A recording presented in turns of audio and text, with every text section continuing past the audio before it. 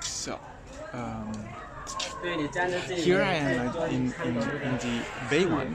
You'll see there is a lot of um, voices and everything. So I'm here. I wanted to talk from here for a while, for a little while, because in fact here is the example of what light, attracting light means. There are millions of people coming here every year, and they're visiting temples. They're visiting the Bayon and all the temples, with the idea of visiting ruins and things that are dead or from the past, and which is not what is happening, because the past, there is no past, there is no time, there is no past. This is real. This is now. This is the moment. In the moment, this is what we have, and light attracting light is really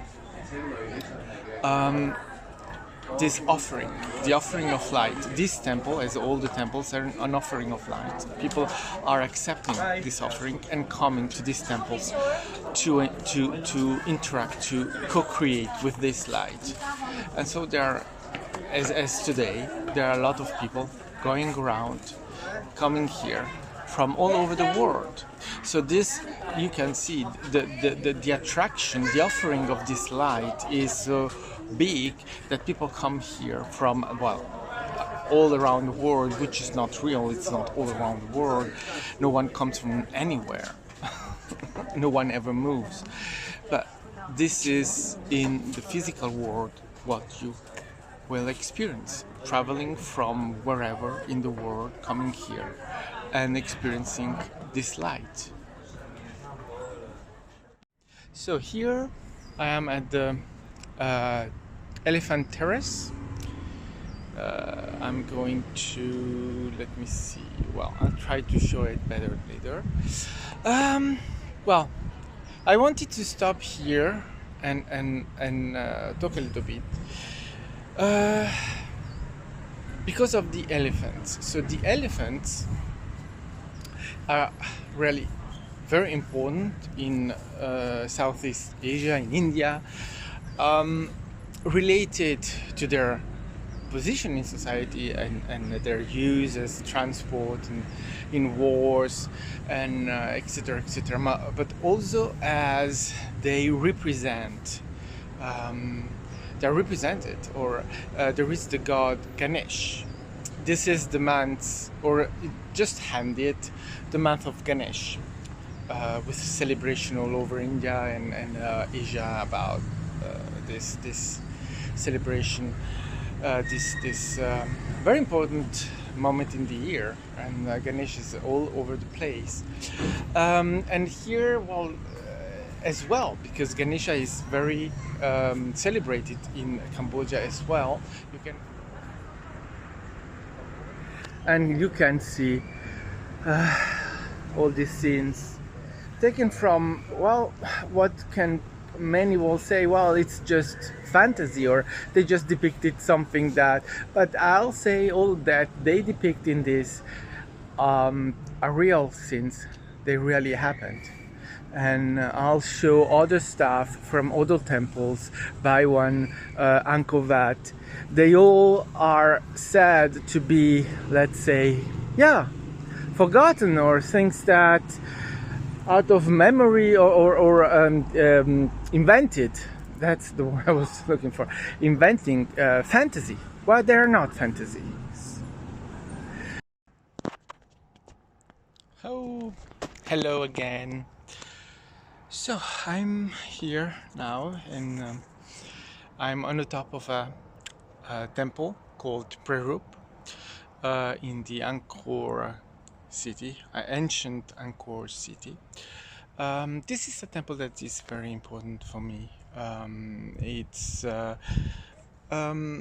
probably my first conscious experience, remembering a previous life. 6 years ago, the first time I came here, or 5 years ago, the first time I came here, Well, it doesn't matter, 5, 6. The first time I came here, I had an experience, a very strange experience, just at the top. When I, for the first time, came up here, I had this feeling of changing dimension. I think it's a good way to express it. You see the Apsara behind me. And so, yeah, I discovered that day my previous life here. I entered in contact. I didn't know her name. I didn't know when, what, whatever. I just knew that this temple is very important in that life, a life that I spent living here. And so this is a place I come all the time. Every time I'm here, I want especially to spend some time here. And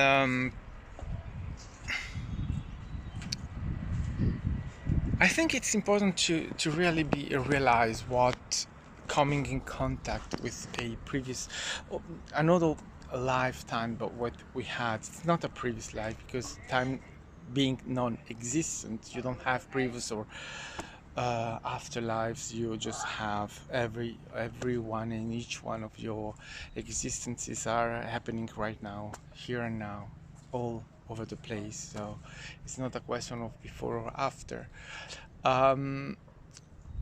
It's more, I think I said this in a previous episode of Breakfast with Max, is that all of your lives are always with you. You always have the whole you with you. There is no separation, there is no whatever, it's all with you.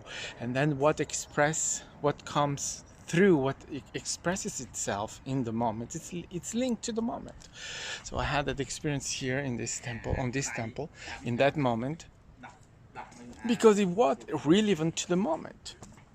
For me, experiencing that, coming to a place that I had known in another life, and having it coming through, expressing itself, and that was relevant in the moment, as always. It may be conscious or unconscious, whatever. It comes out that way. And then I didn't have all the information instantly, but I knew, and then over or in other moments I have been able to have more information and to understand what that meant.